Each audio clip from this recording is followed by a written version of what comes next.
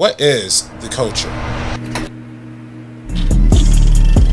My name is Robert Butler III, and as a filmmaker from Compton, California, my lived experiences vary significantly from the culture that is repackaged and resold online.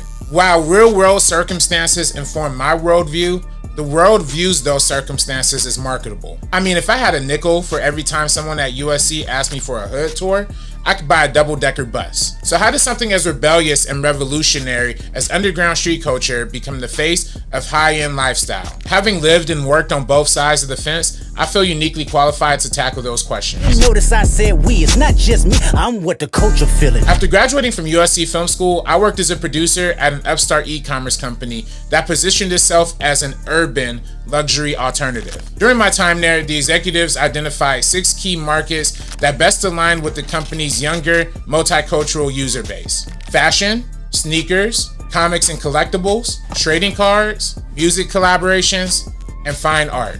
Now, why were those categories so successful? One reason is because they all appeal to collectors. And yes, if you wear a different outfit every day, you are indeed a collector. But the biggest reason is the sense of investment. Whereas food, electronics, cars, and pretty much everything else in our economy depreciates immediately after purchase, there's a chance you might get lucky with one of those 6 categories. They sell you on a dream of copying a rare pair of sneakers that may one day upgrade to grail status. They push buying bulks of trading card packs in hopes of you pulling that one signature rookie card. They bank on you believing that a $1,000 art piece with one volume means high exclusivity. So by only producing a few dozen collectibles that sell out immediately, they encourage users to buy first and ask questions later.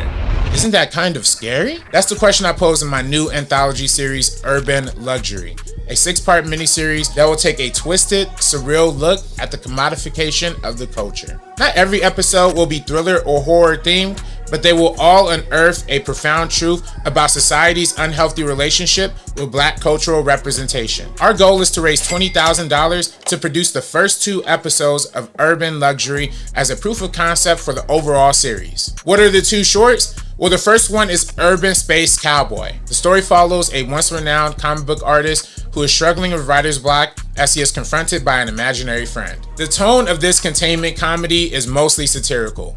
Imagine American fiction with elements of magical surrealism. And the second short is called PSA 10.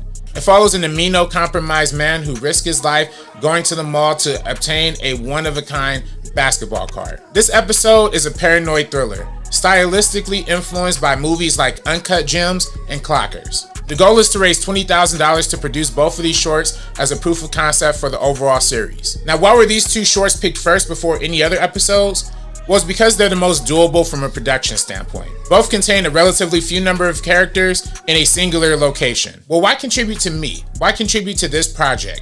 Well, my last Indiegogo crowdfunding effort, Timestamp, accumulated in an award-winning short film co-directed by myself and Cade Hughesby that enjoyed a successful film festival run before we self-distributed the film on Amazon Prime Video. Since then, I directed 2 more self-funded projects, In the Static and The Comic Shop. In the Static is a thriller short film written by and starring Danny Fernandez. It premiered at the Los Angeles Latino International Film Festival, LA LaLeaf, and played at the Michelle Film Festival, Essence Fest, Chicago Horror, and many other festivals since then. And The Comic Shop is a proof of concept comedy pilot created by and starring Cheyenne Iwolu. At its premiere at the Michelle Film Festival, The Comic Shop was nominated for Best Comedy Series and for Best Directing Comedic Short Form. Moreover, our screening at the Atlanta Film Festival prompted glowing praise from a local media outlet called The Peach Review. Now, there are a lot of risks and challenges associated with crowdfunding, but between Timestamp and my producer role on Johnny Rome's film Cardboard Castles,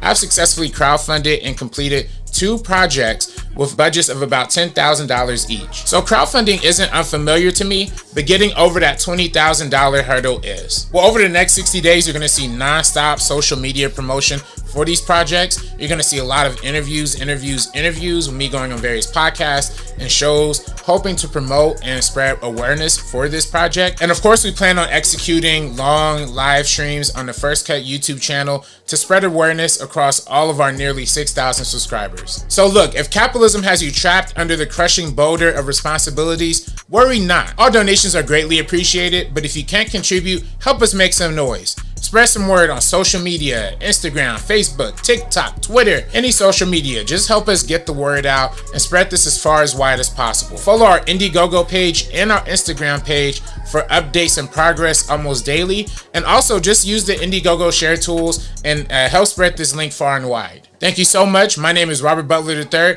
and let's make urban luxury happen.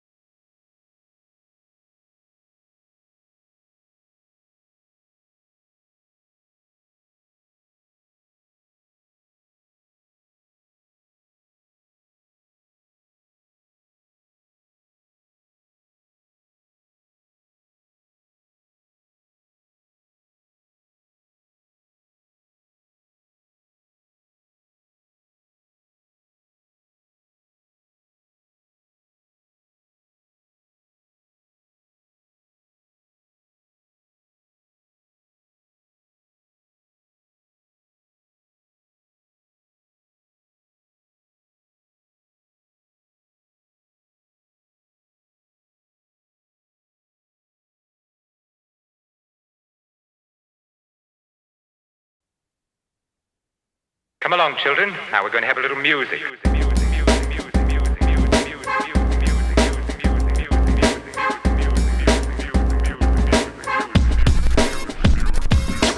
This ain't funny, so don't you dare laugh. Yo, what is up, guys? Welcome back to First Cut Live. We are back on this Wednesday night, here to talk about all the movies news that is coming out over the week and over last weekend. I'm here with the full crew once again, RB3 and Sabrina. We are back in the house to talk about the upcoming movies and what we have seen.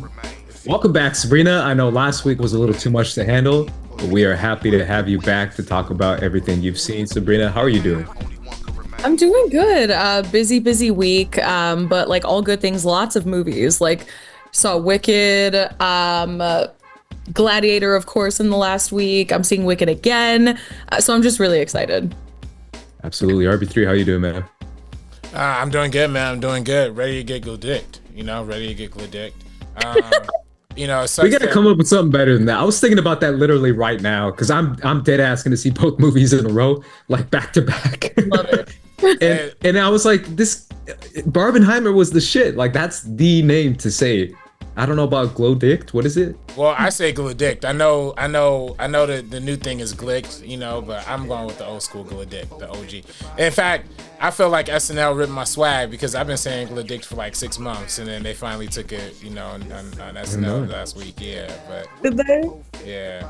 I don't know. Can we say like Wickadator? So I don't know. I'll come up with something better, man, because I don't know about. I mean, you did. You came up with it. I don't know. That's I like to get vulgar with it. I mean, let's get gladicked, Yeah, but I feel like you can't tell what you're watching versus Barbenheimer. You knew both movies. Gladicked. Yeah, that's better. That's better. I kind of like that. Yeah. Gladicked. Either way, we'll get there, obviously, guys. But first things first, we want to get to you, Sabrina, because we know that you obviously watch more movies, at least than I do. And you got to see Gladiator 2. Wait. Are we doing that first? Whoa. Are we doing the Black Panther? Oh yeah, you're right. I mean, it comes into the conversation. Whichever way, yeah, but I just gotta. I mean, both, whatever. The fact that he is apparently the star of this movie. Let's talk about Denzel Washington, one of the greatest working actors of all time, one of the greatest actors of all time, period.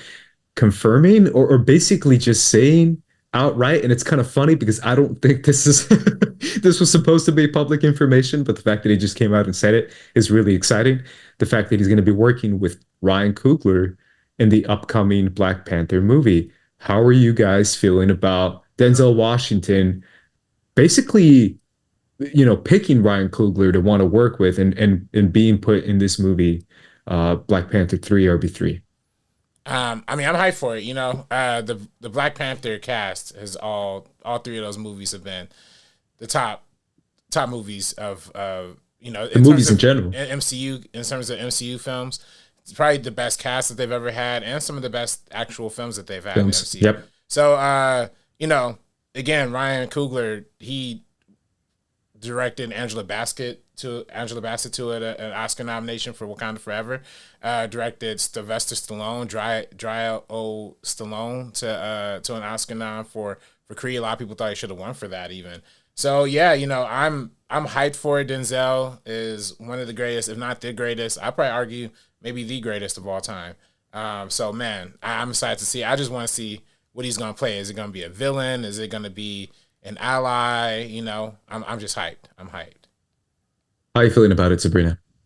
Yeah, I mean, I echo a lot of what RB3 said. I think these are some of the most quality films. Looking forward to the MCU, I feel like this is the only thing that seems promising at the moment. I don't want to be all doom and gloom, but this news definitely even like takes it further because Denzel was fantastic in Gladiator. I know I'm going to get to that later, but even just looking at the last few years of his career, the Equalizer films, like we already know this. Like this is one of the most charming, one of the best actors working today. And so the fact that he is then going to be part of such an already iconic series of films working with Ryan Coogler, I'm just really excited to see what he brings to the table for that one. And then I would love to see him in a villain role, to be honest. I'd like to see it. Yeah, that's a good point. I don't know what role he would play. I kind of feel like he might want to lean villain, but at the same time, I do feel like it'd be kind of interesting to have an actor like Black Panther be a part of the Wakandan people in some way. Maybe, I don't know, some savvy vet that comes out of the woodwork and, helps Shuri or something. I don't know. I could see either way because I definitely could see him as a helpful Wakandan or as a more powerful figure in Wakanda somehow. What do you think, RB3? Yeah, it's interesting. I don't know about it's tough because there's different ways you could go with it, right? He could be like an older elder inside of Wakanda, like Forrest Whitaker was in the first one. At the same time, though, Denzel, he's not Forrest Whitaker. You know what I'm saying? Like I feel like that they kind of almost threw away Forrest Whitaker in that role, even right there. And I wouldn't want to see Denzel play that kind of role. The villain thing is just enticing because there's so much he could probably chew into as a villain in that kind of world. But then I have conflicted feelings about all of it because at the same time I actually don't want to see any like black villain in this one. You know what I'm saying? Because you look the first Black Panther, it was T'Challa versus Killmonger. So it was like black on black. Second one is T'Challa it was Shuri versus Neymar. So it's like black on brown. Like I don't want to see these race wars happen anymore. Like I want to see Wakanda versus America. Wakanda versus white people. But maybe it's like they don't say like Wakanda versus white people. Maybe it is like Wakanda versus America. But like on the American side, Denzel is like pulling the strings, to kind of make it happen. I don't know. It's interesting. Wakanda versus Captain America. Yeah. Sam Wilson. Oh, wait a minute. Oh, shoot. I'm spitting. Hey.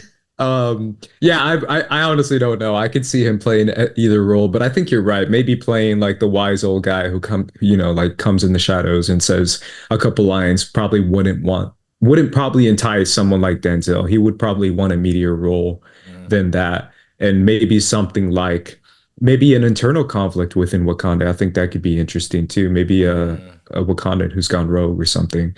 That could be interesting as well. But I'm with you. I kind of feel like they set that up too with Namor and Shuri. They set it up as like, America's going to go after Wakanda with what's her face that is now in Thunderbolts, Valentina. Valentina. Yeah. So I kind of feel like that's probably where they're headed with this third movie. Any final thoughts you have on that, Sabrina? I love Denzel Washington, and I think he's going to bring the box office numbers back to the MCU for this one. I think Black Panther already, we know, like it does so well. And it's kind of also, it's really disappointing to see for a lot of these MCU movies that, when one with either a woman or a person of color, like anyone is leading that. A lot of people talk about the box office, how it's going to affect certain demographics. And I know we've had that conversation about fan service, but we know Ryan Coogler's above that. We know someone like Denzel's above that. This whole cast is. So I'm just excited to see something of actual like quality for the first time in a while. Do we know when it's going to release? I don't know. I don't know. And So it's like years down the line. Yeah, it's probably years, and it's probably like they're still in the writing phase, so I don't even know. Yeah. But I would be curious to see, because Denzel said this is all part of like he's getting ready to retire soon, and this is one of the last movies he wants to get up and do. So I could see this being like a nice like cap off to an amazing career. You know what I'm saying? But like y'all were saying though, I could now I think about it, maybe not like a mentor figure like Forrest Whitaker, but if it was something like Shuri finds a new mentor, like the way Tony Stark was to Spider-Man and like Spider-Man Homecoming, like somebody who's like very present in the story and like kind of guys in that. I don't know. Let me stop, because Ryan Coogler, much better writer than I'll ever be. So he'll come up with something that works. I mean, he loves Rocky, right? I could see him in what's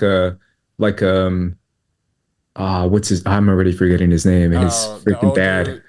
Not like that. Like a legit, like, oh man, Creed's dad. What's his freaking name? Apollo. Apollo, yeah.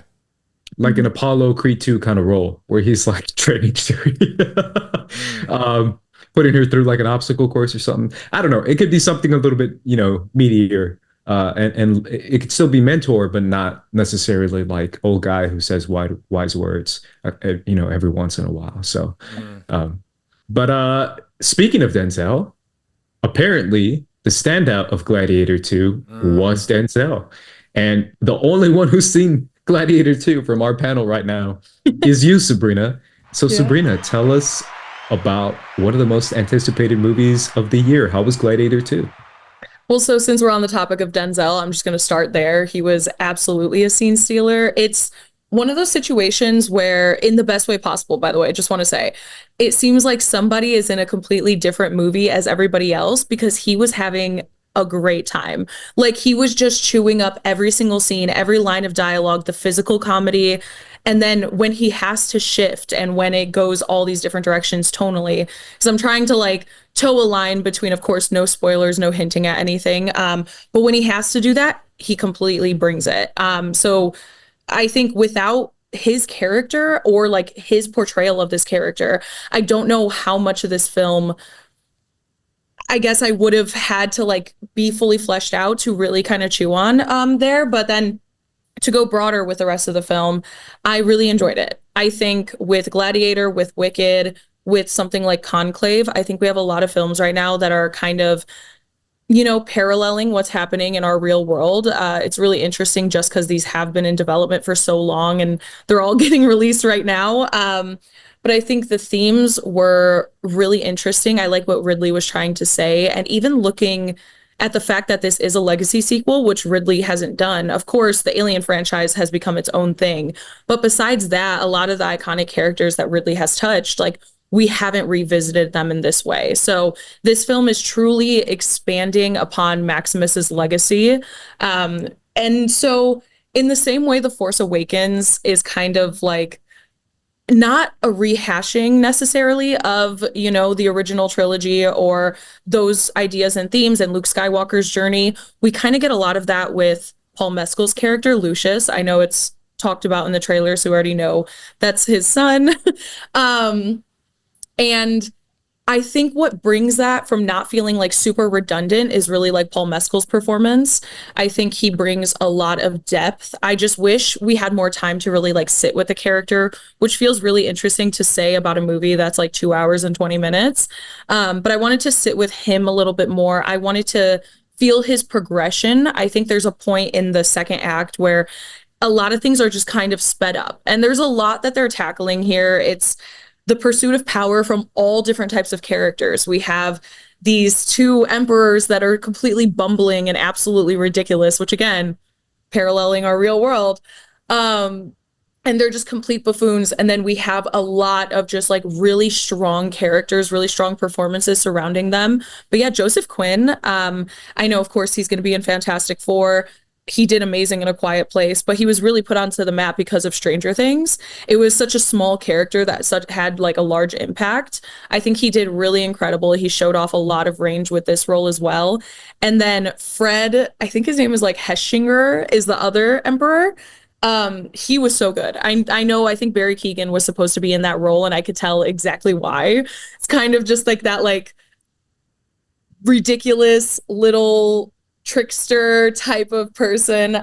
So these were all really, really great. Pedro was another one where his performance was phenomenal. This film is genuinely riding off the fact that all of these performances are great, but I just wish we had more time with his character as well. Like, we fully fleshed out what he is in this world, because it is so expansive, and all the ideas they're tackling, it's just a lot. But overall, I really, really liked it. I think the weakest part is that screenplay, is kind of that pacing issue that they're having there. But besides that, the direction is great. If you watch the original, then you go to this one. I think, honestly, it's a step up for me. I like the original Gladiator. I love a Swords and Sandals epic. It's one of my dad's favorite movies of all time, so he made me watch it a lot when I was a kid. But I think it's the characters like Denzel and so many others, and that there's so many more layers to this story versus the first one, that just make it meatier for me and a lot more for me to kind of like enjoy. And then going off of, not saying who's what or how this is all going to play out, of course, but there's a character that is fully acting in their like own self-interest. And I think that's really interesting because, again, we see that a lot right now in the real world. But they started off at a certain point at the lowest you could possibly be, and they slowly manipulated their way up the ladder. And during that time, they're subjecting other people to the same treatment that they used to receive. And I think that was one of the most profound kind of character arcs and messages of the story overall. I think that was really, really great. And honestly, a lot of what this film did is what Francis Ford Coppola was trying to do with Megalopolis. You know, all those ideas of unity, vengeance, like all of this kind of stuff, and how like having like an individualistic mindset will not push anything forward. If you're not the person that's getting held back, you're just holding back others. And then they're going to continue to have their own journey and seek revenge along the way. And it just becomes a vicious cycle. So it's kind of like breaking that cycle, coming together. I think it's really good in these times. I think it was really cathartic to watch it like 2 days after the election, when there's just a lot of arguing online. And then I get to see, you know, bloody, sweaty, hot men in like a little coliseum. There's sharks in the coliseum. I don't care about historical inaccuracies. If you're gonna cook like this, I will completely ignore it. I don't care. I wasn't there. I didn't know what it was like in ancient Rome. So yeah. Sharks. That's crazy. I did not know there were sharks. Oh, sorry. It's in the trailer. Yeah, people.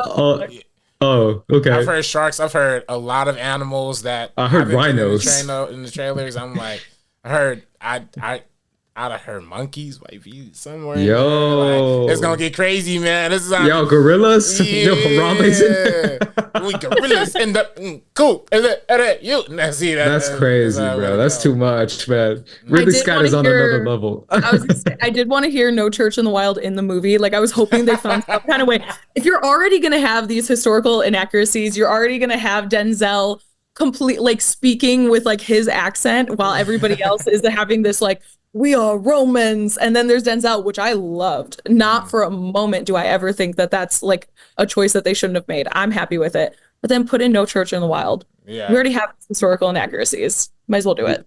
Yeah, if anything, they could have done like a Roman, version, like pull out the harp and stuff. Like, yeah, they could have made it saucy. Like they definitely could have done that. Yeah, that's kind of why I don't want to. When we're talking about Wakanda or the third Black Panther movie and Denzel maybe being a Wakandan, I don't want to see Denzel try to fake an African accent. I just want to see Denzel just straight being Denzel. Like, what you mean, son? I can't even. No, I can't even do a Denzel impression. But he's like, yeah, they say he's like Training Day level of like outrageous in this film. Is that uh, accurate? And is Yeah, I would say at this point in his career, this is something that's closer along the lines of like a Training Day.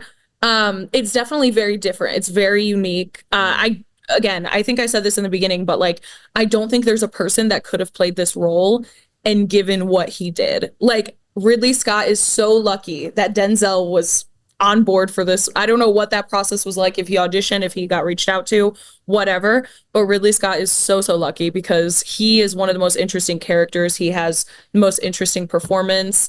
But Paul, it's so funny because Paul's one of my favorite actors working today. And I haven't even said enough about his performance, to be honest. He is so good. He is so good. I know, of course, like he's known for like After Sun, Normal People, All of Us Strangers. So a lot of these like sad boy roles. But he completely ditches that. And honestly, I know we're kind of in an era where we don't really have any action stars, and I wouldn't call him an action star by any means. But for somebody who's in theater and in so many roles that he's kind of like gone across all emotions but not touched something like this, he did absolutely phenomenal. I really can't think of another young actor that could have stepped into this one and brought the depth and all the layers that he did. He's no Russell Crowe by any means, but like, who is? Again, these action stars just don't exist. They're all like, it's like the Tom Cruise, the Russell Crowes, like all of them are kind of they're out of this generation where they could play a character like this. But yeah, it also really reminds me, which I loved, it reminded me of like a mid 2000s action movie. Like it feels like this genuinely could have come out then. It kind of has some of those like cheesier, campier moments, but it works so well somehow. So this is not like a knock to it all. Even like the screener, like when we go to screenings and they have the little like banner on the screen at first before the movie starts, even that banner looked like it was like one of those DVD menus from the mid 2000s. Like I feel like they really knew kind of what they were doing with this one in that way. It feels very nostalgic, feels very timeless. And yeah, great double feature with the first one in my opinion. Yeah, I feel like that's one thing that we know and trust in Ridley Scott, that he's going to give us great action. If anyone has seen, obviously, any of his movies, but especially his most recent one, The Last Duel, that final fight scene, I can't talk enough about it. I feel like it's one of the best fight scenes we've seen in recent years. So I don't distrust that we get an amazing action movie, Sabrina. By the way, that wasn't his last movie. It wasn't. No. Napoleon. One of his most recent. My bad. The fact that that's an action scene that I just thought was incredible. But thematically, story-wise, Sabrina, I know you mentioned that might be the weakest part, but do you feel like he does have something to say, and it is something that's thematically relevant, that you feel like is there and it's focused and you can feel it throughout the film? 100%. When I was talking about the screenplay, it was more so like just not fleshing out the characters enough. I think the themes are very much so present. I think those are done very well. I did speak to somebody about what I was talking about earlier with one of the characters, where they're perpetuating the same misfortune that they've experienced, and now that they're out of it, they just keep going. And that person actually didn't pick up on it, and it's also a fellow critic. So maybe it's just like me really diving into something and really paying attention to all the little nuances that are happening in a scene. But yeah, I think for me, all of that was really successful. I know it's kind of difficult to have a movie that's like, oh, let's all come together, let's unite, without it being cheesy. And it never felt cheesy in that way for me. I just, again, with some of the characters, especially Paul Mescal's character, I just wanted to see more growth throughout the film. I feel like the second act kind of like, it drags a little bit, just because there are things that we're looking to see that kind of end up just happening. So that's kind of its downfall there. But I think overall still like 8.5 out of 10. It could potentially be a 9 on a rewatch. So Ridley's cooking, in my opinion. Like Those are big numbers. Those are amazing numbers. I could not be more hyped Holy smoly. Now, one more question from me, at least, because I've been following, I love the original Gladiator, and I've been following the development. I mean, I know, I'm sure all of us do, Hollywood does. But I've been following the development of Gladiator 2 for a minute. There's been a script that has gone online that is about, Russell Crowe's character coming back from the dead, trying to kill Jesus Christ, and ends up serving a Vietnam War. It's a long-winded story, but is there any elements that just seem like does this feel more in line with if you, for example, my girlfriend's gonna be watching Gladiator. She's never seen Gladiator 1, so we're gonna be watching Gladiator 1 this weekend and then Gladiator 2 the next weekend. Does it feel like a good companion piece, or does it feel like a good companion piece? Yeah, absolutely. I mean, I don't know what nonsense you're talking about right now. I was like, where's this question going? No, I mean, I believe you. Does Jesus show up and beat some ass? Yeah. Jesus he falls from the heavens. He gets a sword, and he's like, "I'm here now, boys." That's right. Absurd. Yeah, I think it was called like Christ Killer or something like that. Russell Crowe was on board. Yeah, it was interesting. Bro, you're making stuff up now. No, I'm not. You can go on the Gladiator 2 Wikipedia page right now. Bro. No, bro, you can literally go on the Gladiator 2 Wikipedia page right now at this moment. They don't say the same thing, but I've been following this for a cool minute. But no, okay, I'm glad. Because that was what I was worried about. I was like, it's not gonna be some fantasy. No. It's very much so. I kind of even touched on it a little bit, where at times or on paper, this could seem like just a rehashing of the first, but there are so many added layers. The performances are so much better. There's also just a lot more characters that you're juggling with this film versus the last one. Of course, it's Joaquin, it's Russell Crowe, the girlfriend, whatever the situation was over there. Yeah, there's so much more to chew on here, but it is very in line with that similar type of story, seeking vengeance, pursuit of power with the villains, all of that kind of stuff. And his legacy is 100% all a part of this one. Yeah. Right. I think the next question we have now, Sabrina, is looking forward to RB3. You got to say it. What's Wicked and Gladiator coming out in the same weekend? We getting Gladict. All right, Gladict, it's happening next week. Sabrina, how are you feeling about these two movies who are both getting a lot of hype? Wicked is getting crazy hype. Coming out the same date. Are we going to have another Barbenheimer? Or not quite as at that level, but are we going to have a November version of it? Maybe even half of that, because if it's half, that's still really good. Do you feel like we can reach that level? I definitely think so. I think there's a lot of hype on both sides. It's kind of like Oppenheimer and Barbie were so different from each other, but then, there's just that area, the Venn diagram where the film fans are into both. And I think this is another example of that. For Wicked, we have Ariana Grande, Cynthia Erivo, people who have made a name for themselves and have kind of a huge fandom around them. And then with Gladiator, I think what's really the selling point there is, of course, being a sequel to the first Gladiator film. Ridley Scott, for better or for worse, I know, even looking at his last few of his films with House of Gucci, Napoleon, Last Duel, it's so interesting how much he's been working over the last few years, how many stories he's brought us.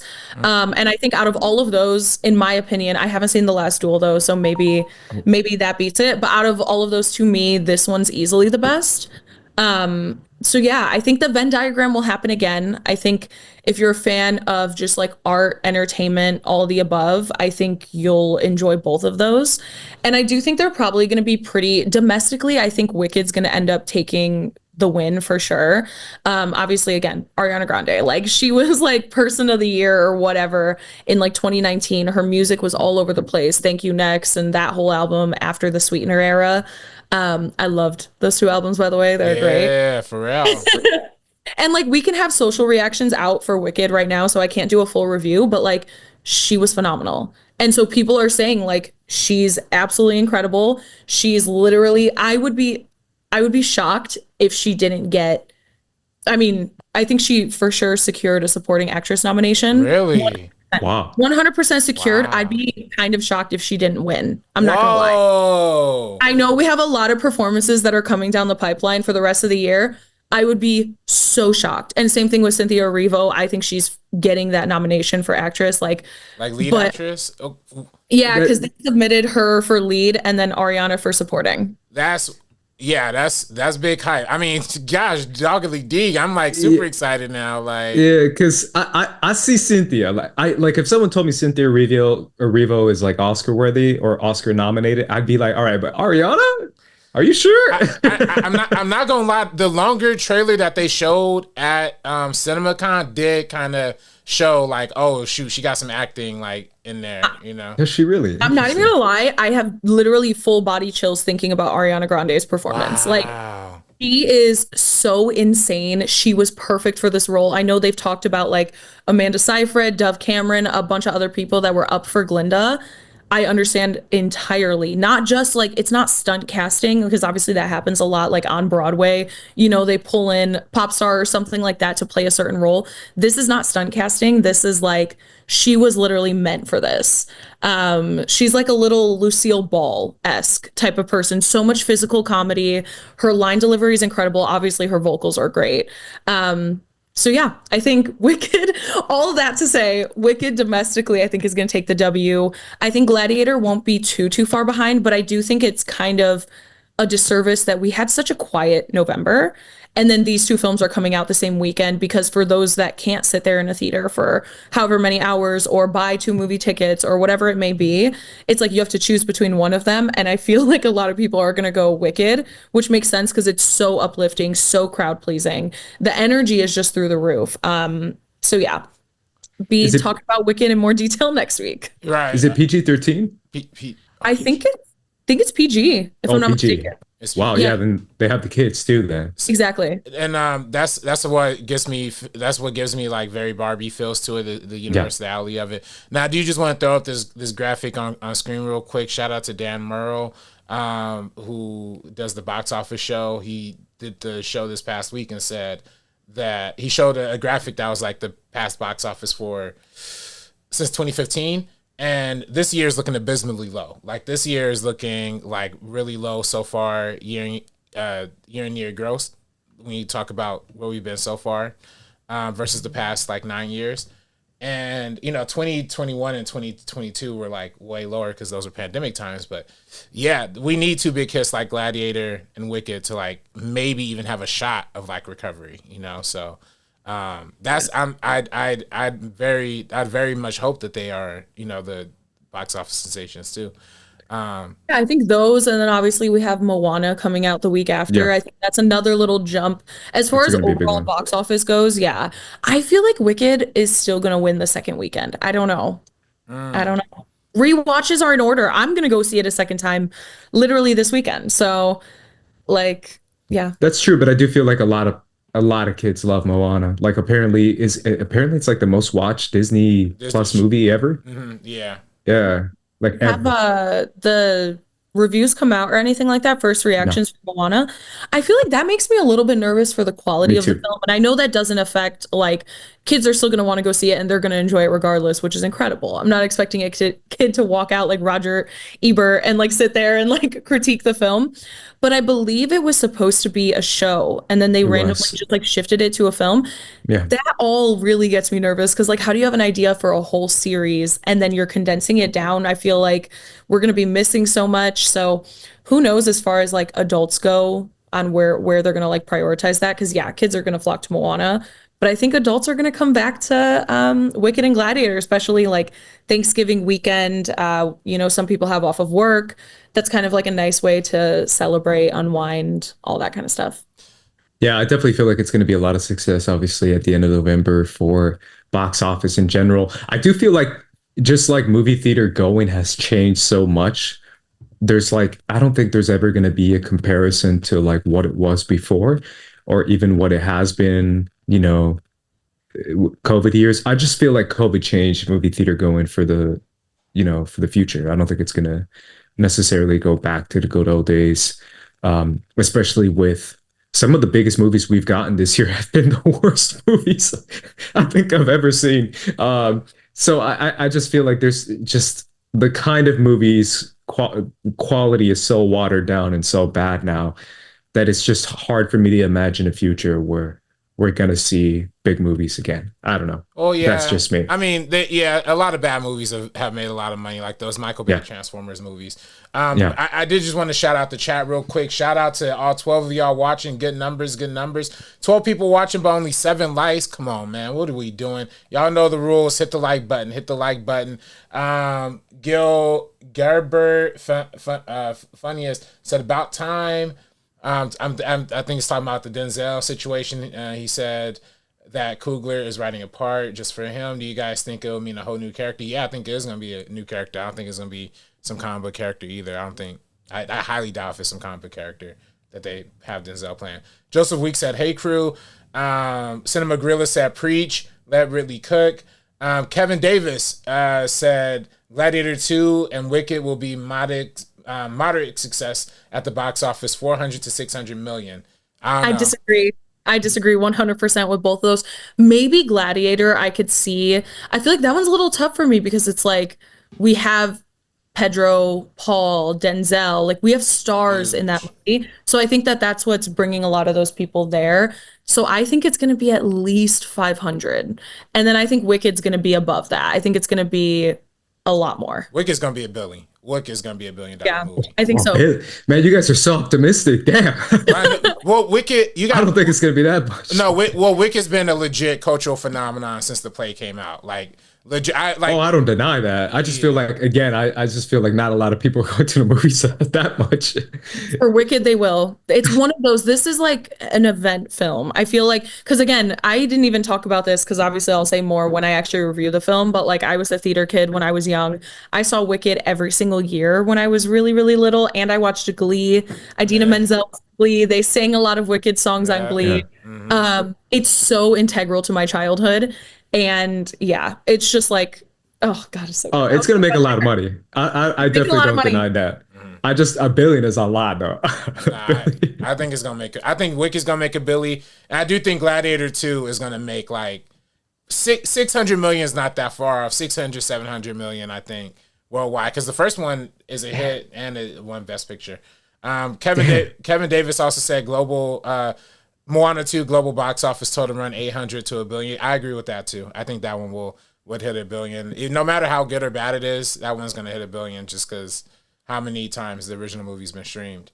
I'll say 700 for that one. 600 for Gladiator. $1 billion for Wicked. I didn't want to say it. The RB3 said $1 billion. I was like, yep, that's what I think. Yeah, nice. $1 billion. Yeah, man, those are such optimistic numbers.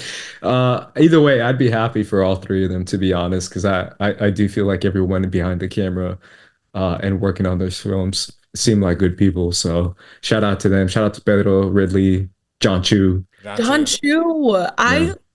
Step Up to the Streets is one of the best movies of all time. All the movies. I was just gonna go, Step Up, because that's like where he really started. And so coming out of the gate, and I want to say he was like 28 or 30 when that came out, maybe even younger. Is so fucking good. Oh, sorry, so good. So good. And then obviously, we have Crazy Rich Asians, In the Heights. Like he just knocks out of the park. I think that he is meant to bring theater and musicals and stage adaptations and all that to the screen. Like he just has a specific eye that is like chef's kiss. Didn't he do something else that was big, like a franchise movie? Am I tripping? No, wait, I might be tripping. Who? John Chu. Yeah, he did. I think didn't he do like one of the G.I. Joe movies or something like that? Or he did. He might have. He did. He did something else that was franchise. I think. Yeah. I didn't watch that, so I can't speak on it. Yeah, me neither. But either way, he's been working for a minute, and I remember he used to do like music videos, like dance videos and shit. Yeah. Like on YouTube and stuff. Yeah. That was like when that was big back in the day, like around that Step Up time period. That's how he got the Step Up job. I remember literally watching him do interviews. He was like, he would go, he did the YouTube stuff. And then that got him Step Up, and that kicked off a whole career. And he did G.I. Joe Retaliation, of course, In the Heights, like you said. He also did Now You See Me Too. He did Now You See Me Too as well. There you go.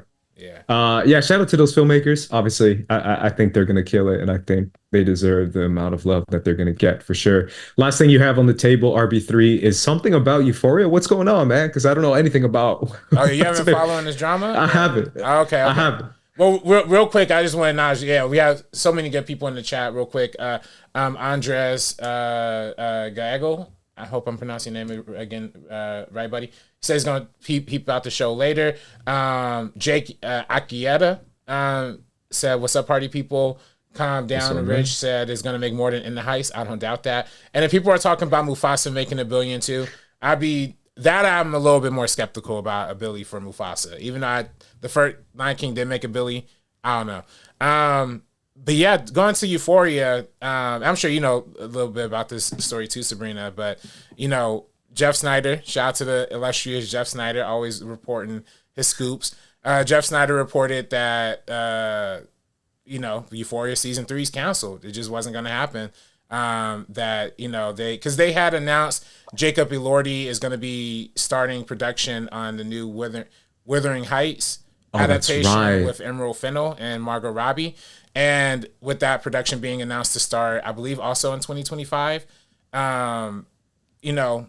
They said, hey, we got to shoot January 2025. That's a hard deadline, or Jacob walks and a lot of the cast walks because Zendaya is going to be in the new Christopher Nolan movie. Like, literally all the cast is mad busy. Sydney Sweeney got a new action movie that's about to come out. She's getting paid $15 million for. Literally everybody's busy. So, and they said Sam Livingston and got the scripts ready. And I want to cut in. Why is Sydney Sweeney, if she's making $15 million for this film, why is she doing those really bad advertisements? Have you guys seen that? I've seen it. I just saw it yesterday. And it's like, you dirty boy, you can't take my body wash or whatever it is. Why is she doing that if she's getting paid the big bucks? Like, girl, you are good. We got you. You don't have to do those. Don't subject yourself to that.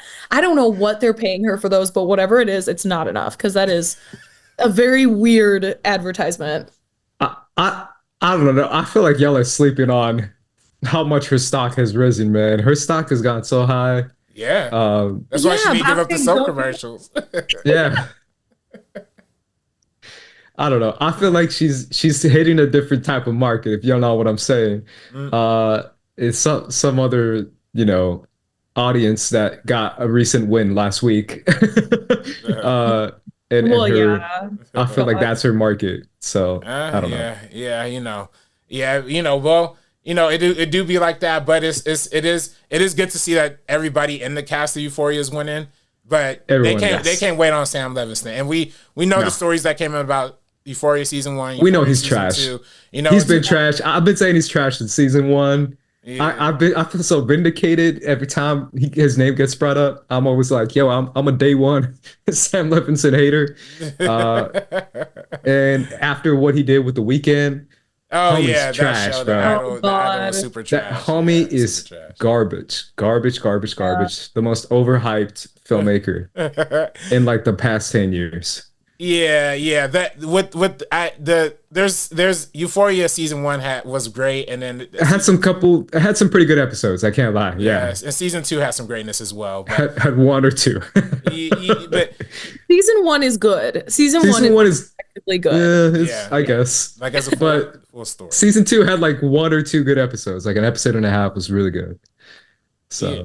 Yeah, I would give it more grace than that personally. I would say like most of the season I would say is pretty good, but it's just the ending fell apart. But again, I don't want to trash Sam Levinson too much, but he's a creative, you know what I mean? He just probably having a hard time writing. I don't know, Also, he's like a Nepo baby. So it's like, how are you gonna have everything handed to you and then not be good? You know what I mean? Like, imagine what you can do when you have all the resources in front of you and you're so young and you can like study as a kid essentially because your dad is who he is. And then you like, I don't know, but like the stuff that they were talking about, the rumors like forever ago about what season 3 was kind of going to tackle with all these characters just sounded so ridiculous. I don't even remember all of them, but I thought at one point, like, I think Zendaya was going to be like a surrogate mother for someone. Like what even makes sense about any of this? There's just so much. And I mean, a lot of the like Jacob Elordi, Zendaya, Sydney Sweeney, they have so much going on. They have so many avenues of their career. Look at Zendaya with Challengers. Like that brought her because Sam Levinson kind of introduced like the young adult Zendaya to the world, and that's where everything kind of came off from there. So I understand why she has this kind of appreciation for his work, appreciation for Euphoria.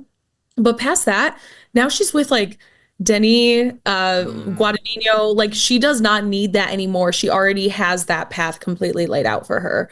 And Jacob Elordi is way too fine to be in Euphoria.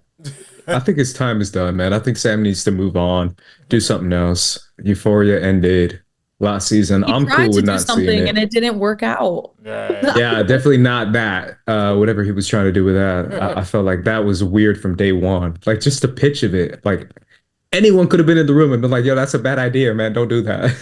I think the idea was interesting. I think the execution was completely off. And I watched every single episode, unfortunately. Don't know why I subjected myself to that, but I decided to. And it was just so bad, which is also interesting because Lily Rose Depp, a lot of people are talking about her role in Nosferatu and how she could potentially get a Best Actress nomination as well. So I guess we didn't see in The Idol what she could have given. That's what RB3 and I were talking about last time. And RB3, you were saying you were skeptical about her and the fact that she did get a lot of love when critics saw the movie. I thought that was definitely very interesting. The fact that she can kind of low key redeem herself from The Idol. That's really cool for her. Yeah, I haven't seen her in anything that I've liked her in. No. So I guess Nosferatu is just gonna blow us all away. That's what fingers I'm crossed. for. And I do think there is, well, I don't think, the HBO, basically, long story short, Jeff reported that it's not happening. The HBO CEO literally came out and was like, no, it's for sure happening. We're for sure going January 2025, and it's going to be 8 episodes. I don't know what that means for these alleged incomplete scripts. I don't know if they're just going to rush something out. I don't know if they're going to hire other writers. Like you said, Andres, maybe Sam Levinson is out, or maybe their HBO's like forcing his hand, like, nah, get some help, or something. I don't know. Either way, I am very curious, and honestly, if they're gonna rush it, I don't know if I want to see it. But that's just me. But I was gonna say one more. I don't know if y'all had anything more to say about Euphoria. I was gonna say they could pull a Degrassi. They could do a new cast, Euphoria, new school, or call it Euphoria Declassified. They have like I don't know. Storm Reed. Storm Reed can be great.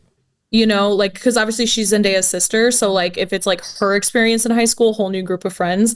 I mean, I feel like that's like a little cheesy for the show potentially, but compared to what Sam Levinson said, maybe we're cooking here. Right. I feel like it's not. I feel like it's right up the show's like.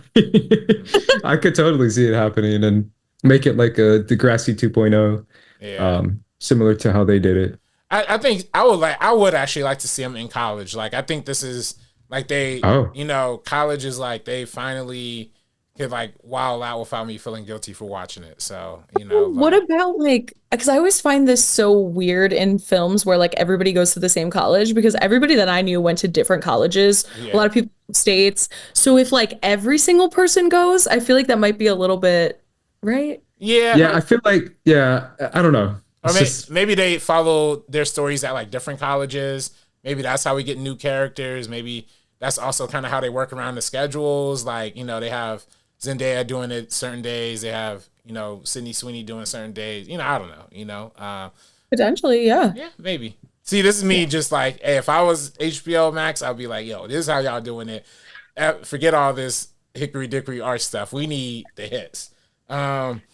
But, I did have one more question though, Sabrina. But before we moved on from Gladiator 2, there are folks out there saying that Gladiator 2 is a potential Best Picture contender and also a front runner for Ridley Scott to win Best Director. Do you think is that kind of level right now? At least according to Variety. Variety. Shout out Clayton Davis who does the Variety predictions.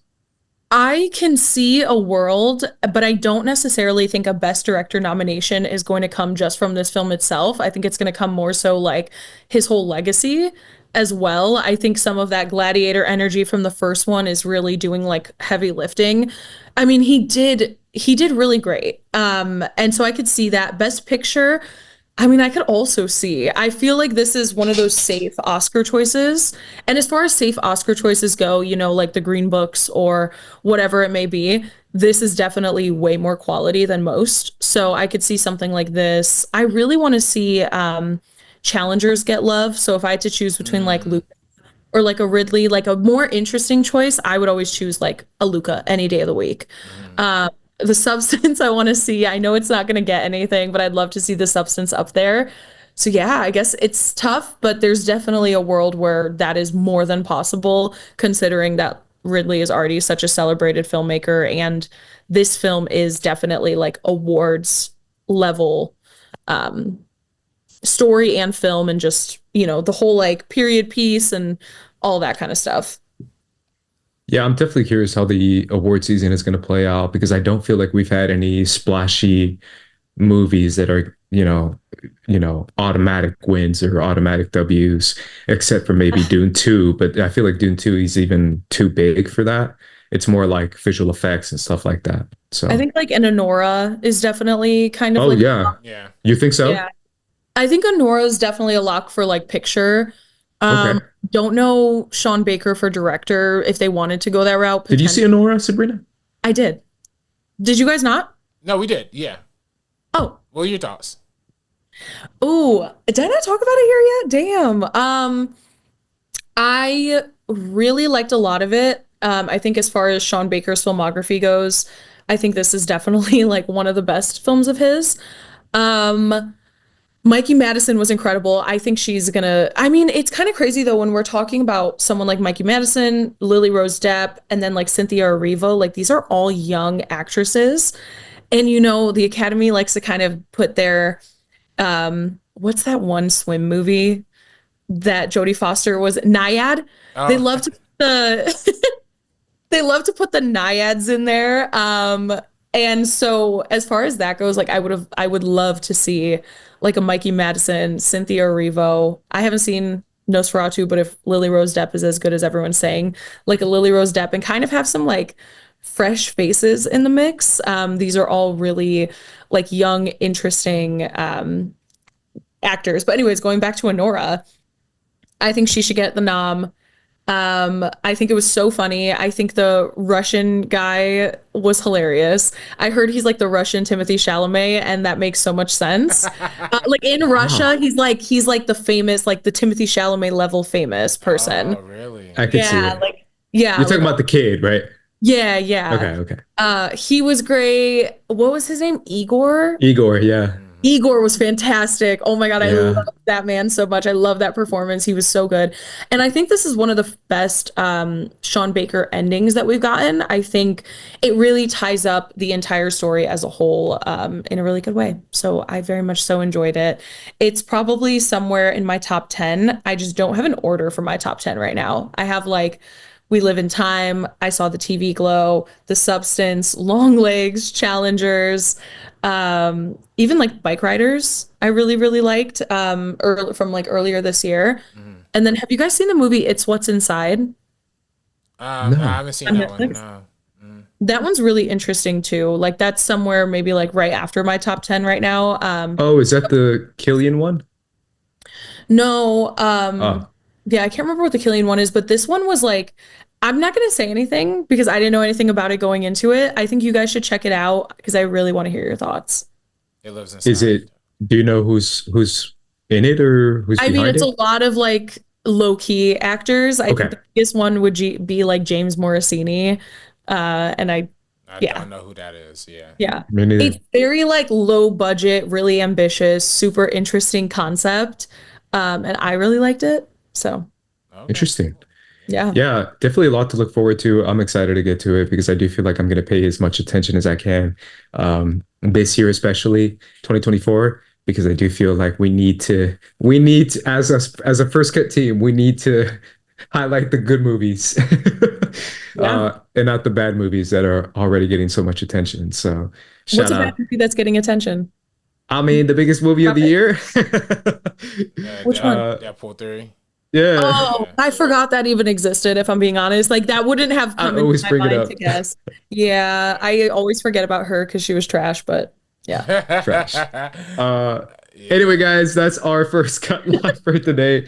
Let us know in the comments down below what is your most anticipated movie for the remainder of the year. Let us know if you're looking forward to Gladiator 2 or Wicked more. All that good stuff in the comments down below. You can follow us at First Cut TMO. RB3, where can everyone follow you? You can follow me on Twitter and Instagram at Director RB3. You can also follow Urban Luxury on Instagram for the crowdfunding campaign that we're doing. We need your help. You know, all help would be greatly appreciated. And and then just real quick shout out to Joseph Weeks in the comments, and Kevin Davis still commenting. Gabriel Fuentes. Hey, hit me up about your Blu-ray, man. Hit me up. I still owe you. So, and Joseph Weeks, yours is in the mail. Joseph Weeks, yours is in the mail. Thank y'all for commenting. Keep commenting. It's Sabrina. Where can everyone find you? You can follow me on, gosh, what are my ats? Twitter and TikTok at Sabrina on Film, and then Instagram at Sabrina.onfilm. And you can follow me at Gladiator Ace, and make sure you guys subscribe here if you haven't done so already. Either way, guys, for the First Cut crew, we're going to be peacing out. So peace, deuces.